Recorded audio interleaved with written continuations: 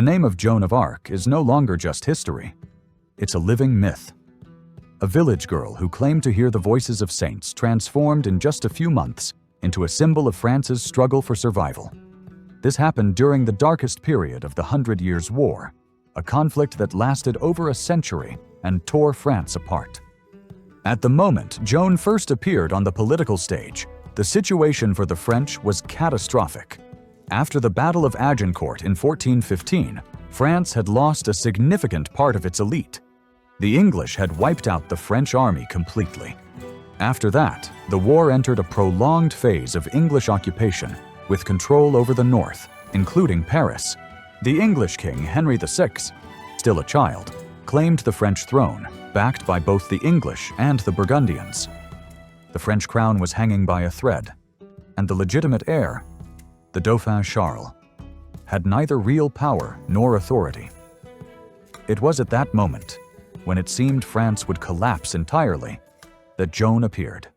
She approached the Dauphin with an incredible statement that God had sent her to save France. At first, she was naturally seen as a strange fanatic. But everything changed with the siege of Orléans. That was a turning point.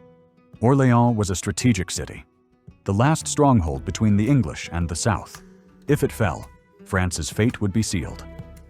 Joan, with a small detachment, managed to enter the city and essentially electrified the defenders with motivation.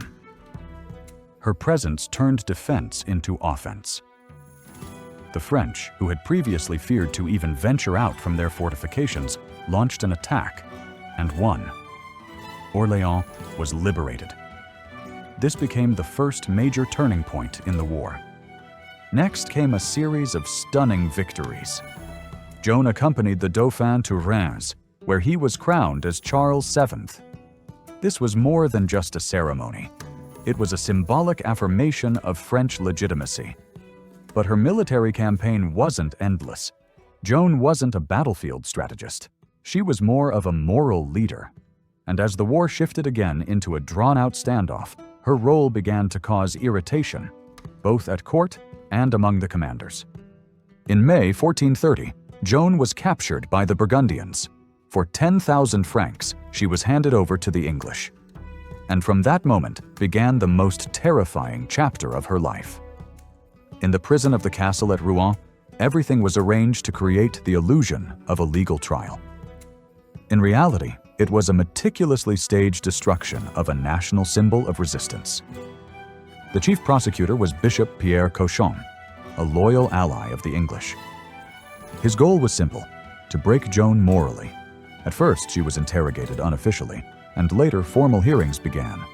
The list of accusations was typical of medieval inquisitions: heresy, witchcraft, wearing men's clothing. Despite the pressure, Joan displayed remarkable intellect and resilience.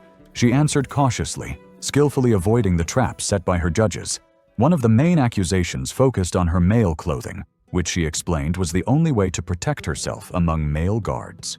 But for the church court, this was seen as defiance against the divine order. After prolonged pressure, she was forced to sign a recantation, a renunciation of her errors and a promise to no longer wear male clothing.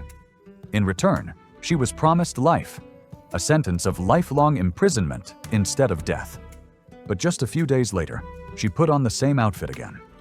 The promised conditions had not been met, and she feared for her dignity. This was used as grounds for a new accusation: relapse into heresy. Under church law, this meant an automatic death sentence. On May 30th, 1431, in the main square of Rouen, Joan of Arc was burned at the stake. In her final moments, she asked for a cross and kept crying out the name of Jesus to the end. Could she have been saved? Theoretically, yes. If she had fully confessed to all the charges and strictly followed the court's conditions. But in reality, her chances were nearly non-existent. The trial was political. The English had no intention of letting someone like her, the face of the resistance, live. In their eyes, Joan was a threat that needed to be eliminated. 25 years later, at the initiative of French King Charles VII, her case was reviewed. A new court fully cleared her name, declaring the original trial a judicial murder. and in 1920, the Catholic Church canonized Joan of Arc, making her a saint.